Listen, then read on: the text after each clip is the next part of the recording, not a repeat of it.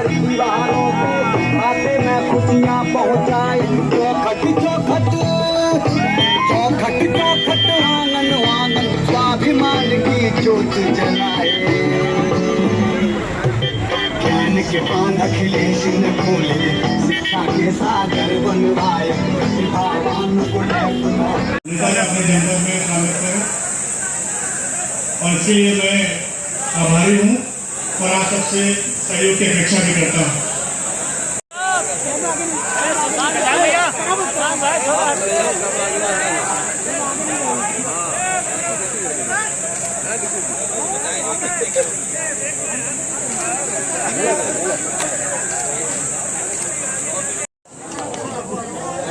भैया भैया भैया प्लीज, ये अच्छा किया भैया, प्लीज भैया भैया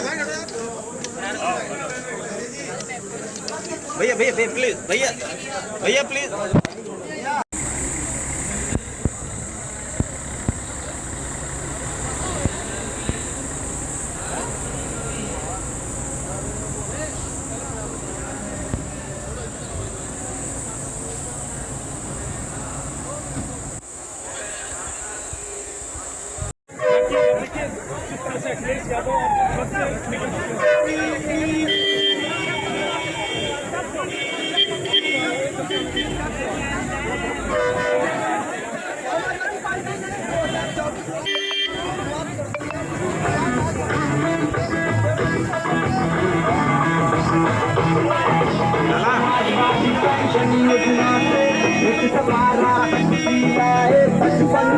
परिवारों के खाते में खुशियाँ पहुँचाए। चौखट चौखट चौखट चौखट आंगन आंगन स्वाभिमान की ज्योत जलाए। ज्ञान के पान अखिलेश ने खोले, शिक्षा के सागर बनवाए। प्रतिभावान को अपनाए।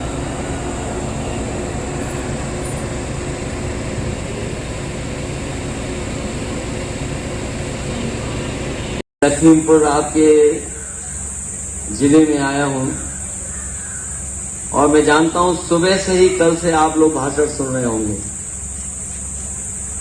यहां पर जितने नेता कार्यकर्ता हैं, इन लोगों ने सभी पार्टी के वरिष्ठ नेता, जिन्होंने पार्टी के बारे में और कई महत्वपूर्ण मुद्दों पे आप लोगों को समझाया भी होगा और बहुत जो जानकारी हम लोगों को मिलनी चाहिए समय समय पर, वो जानकारी भी आप तक पहुंचाई होगी। ये लखीमपुर जिला समाजवादियों का गढ़ रहा है और इस कार्यक्रम का उद्देश्य यही है, जो गढ़ है वो समाजवादियों का गढ़ दोबारा बन जाए। यहां के ऐसे नेता कार्यकर्ता हैं जिन्हें बताने की जरूरत नहीं है, वो राजनीतिक परिस्थितियों से जागरूक हैं कि हमारी देश की राजनीति किस दिशा में जा रही है। यहां पर जितने लोग भी बैठे हैं, प्रोफेसर सुधीर पवार जी, इन्होंने भी बहुत अच्छी जानकारी आपको दी होगी। अभी मुझसे पहले पूर्व सांसद रवि वर्मा जी ने बोला होगा। आज आप यहाँ पर आए हुए हैं, किस उद्देश्य से आए हुए हैं? समाजवादी पार्टी का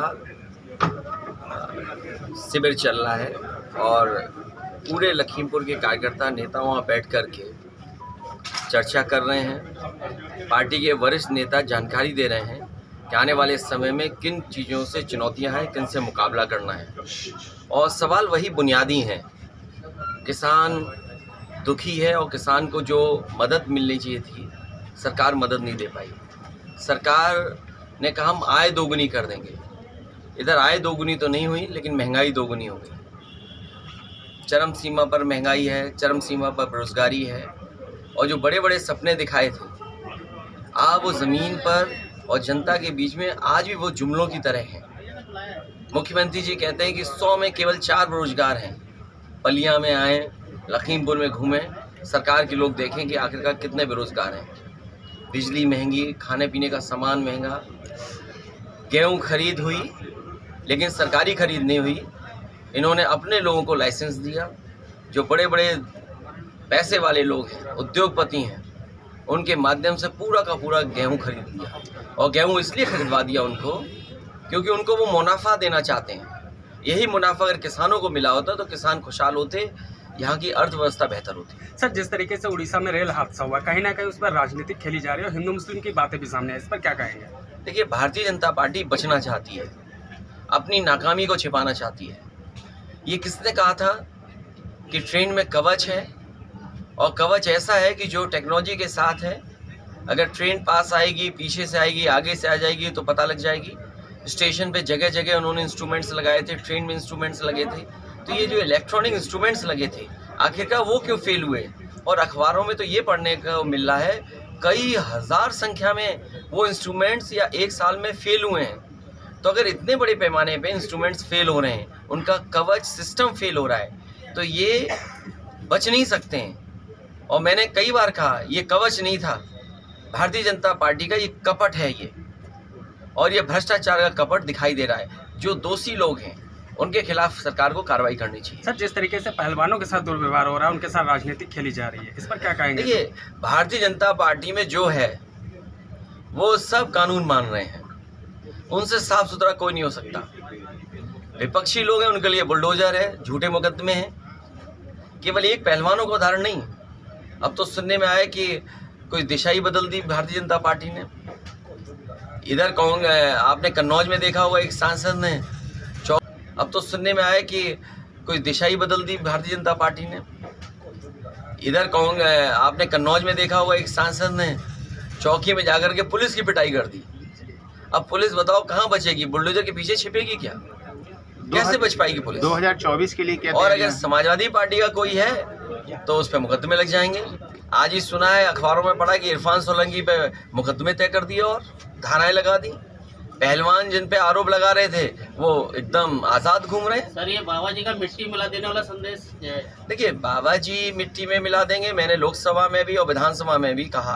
अगर आपने पूरी कार्रवाई देखी होगी तो विधानसभा में मैंने कहा कि ये मुख्यमंत्री की भाषा नहीं हो सकती, और इसीलिए मुझे वेल में जाना पड़ा। लेकिन विधानसभा के स्पीकर भी मुख्यमंत्री जी के पक्ष में आ गए। तो अगर विधानसभा के स्पीकर मुख्यमंत्री के पक्ष में आ जाएंगे तो विपक्ष के पास क्या है बात करने के लिए? इसीलिए मैं कहता हूँ कि इनको हराना जरूरी है। यहाँ का किसान दुखी है, गन्ने का पेमेंट नहीं हो पाया। ये तो दावा करते थे कि हम 14 दिन में गन्ने का पेमेंट कर देंगे, और अगर 14 दिन में नहीं कर पाएंगे तो बाकायदा इंटरेस्ट दिया जाएगा किसानों को। मैं पूछना चाहता हूँ और यहाँ के किसान जानना चाहते हैं कि कितना अभी गन्ने का बकाया है। सरकार हमेशा भुगतान बताती है कि हमने किसानों को इतने लाख करोड़ का भुगतान किया, लेकिन कभी ये नहीं बताते कि बकाया कितना है। ये बकाया किसानों का पैसा कब दिया जाएगा? क्या यहाँ भी भारतीय जनता पार्टी के लोग चीनी मिल के मालिकों से मिले हुए हैं क्या? सभा 2024 का क्या प्रोपेगेंडा है sir? Samajwadi party Bharatiya Janata party को हराएगी। समाजवादी पार्टी के साथ जो दल हैं, हम मिल करके चुनाव लड़ेंगे, और जो जनता में नाराज़गी और जिस तरह के मुद्दे दिखाई दे रहे हैं, भारतीय जनता पार्टी 80 के 80 सीटें हारेगी। एक सर, ट्रिपल इंजन की सरकार तो सर आपस में ही लड़ गई, क्या इसकी? न केवल आपको वहाँ उड़ीसा में टकराते दिखे इंजन, बल्कि आपको यूपी में भी दिखता होगा। सोचिए, हमारे एक डीजीपी कार्यवाहक आए, फिर दूसरे डीजीपी कार्यवाहक आए, अब तीसरे कार्यवाहक डीजीपी आ गए। ये तो एक विभाग दिखाई दे रहा है, और हजारों लोगों के जाने थे। और कई ऐसे लोग हैं जो यहाँ से दिल्ली जाना चाहते थे, ये अपना एक्सटेंशन चाहते थे। ये इंजन चारों तरफ से टकरा रहे हैं। यहाँ पर विधायक लोगों का अलग इंजन चल रहा है, डीएम साहब का अलग इंजन चल रहा है, सरकार का अलग इंजन चल रहा है, मंत्रियों का अलग इंजन चल रहा है। आप पता करवा लीजिए आप। और मुझे तो ये लगता है कि मुख्यमंत्री भी कहरबाग हैं। मुख्यमंत्री जी तो कह रहे हैं ट्रिपल इंजन के साथ विकास कर रही है। याद रखना, 24 का परिणाम बताएगा कि कहाँ सरकार बचेगी, कहाँ गिरेगी। ठीक है सर। साथियों का धन्यवाद देना चाहता हूँ माइक नीचे रखिए यार। इसी बस में हम लोग 22 में मिले थे।